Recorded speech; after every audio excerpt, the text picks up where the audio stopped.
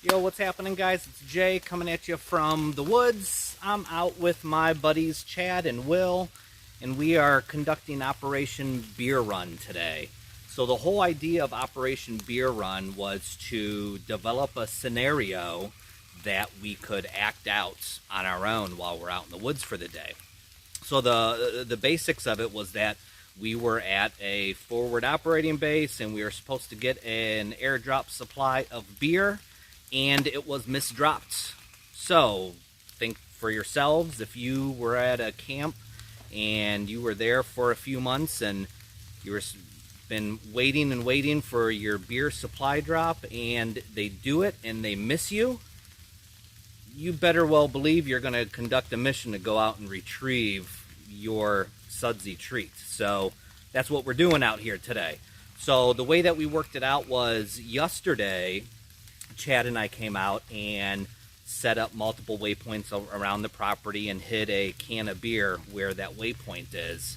And then we had Will, gave him a little bit of a, he's good with his navigation. We gave him a little bit of an idea of how we were going to do it. And so he was our navigator.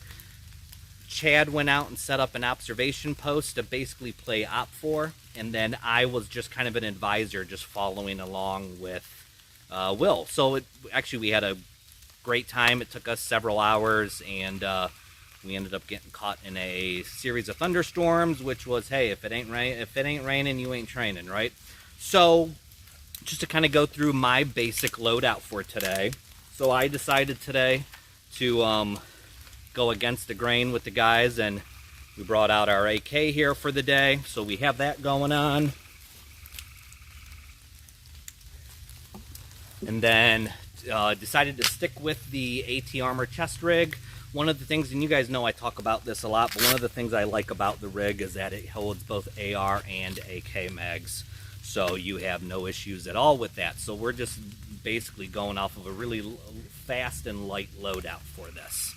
So I changed up my sides a little bit on it. I took off the first aid pouch and the radio pouch and just added two general purpose pouches. They're actually the British IFAK pouches, the Osprey IFAK pouches. So I put those on and am using one to carry a pilot's flask for water, and then I have a bandana in there for wiping things off, wiping my face off, stuff like that. So we have that going on. And then on the other side here, for this GP pouch, we have my compass, which is dummy corded in. You know, outing like today, you're using your map and compass a lot, so we have that in there. And then I have the classic ditty bag, your good old Crown Royal bag, that has all like my my odds and ends, like fire kits. What else is in there? Geez, oh man, camo cream, stuff like that. Light stick, signaling panel, all that good stuff. So stuff that you may want to get to while you're on the move that works out really well. Obviously, I'm wearing gloves. I have on the Tiger Stripe BDU jacket that you can tell there. And then I threw a dangler on the chest rig because since I did away with the medical on this side, I obviously still wanted medical on my person, so I put a dangler on there with your basic IFAK contents, and then some just odds and ends, like a small red pen light, Swiss Army knife, a Sharpie, chem light, stuff like that, right? So we have all those things there. And then I have my PTT and then my radio as well set up in there. So something that we found, that we realized today, was because we are in such a heavily wooded area that didn't get a lot of distance on comms. We're not quite sure what our issue was. We tested everything back at camp and everything was great, but we were only getting a couple hundred yards distance at the most, but that was using a operating on mirrors and using a stubby antenna, at least on my setup. And you had to be, literally, it was, like I said, a couple hundred yards in, we were doing good, but that was about it. So we have that all. And then pants, we just have on a pair of Cridex BDU pants, and then shoes, just wool socks and Ultima Maritime Lows. So a nice thing in the summertime, you have kind of two schools of thought. You can do waterproof boots, or you can do non-waterproof footwear. My feet sweat a lot, so I tend to go the route of the non-waterproof footwear because my feet are getting wet anyways. For my rucksack today, we have from Condor their Venture Pack. One of the features that I really like about this is the beaver tail pocket on it for stowing a helmet or your rain gear or camera tripod here. Stuff like that. We actually used this during the day for as we hit our waypoints and picked up beer. We were stashing all of our beer in there for our beer run, so that is good.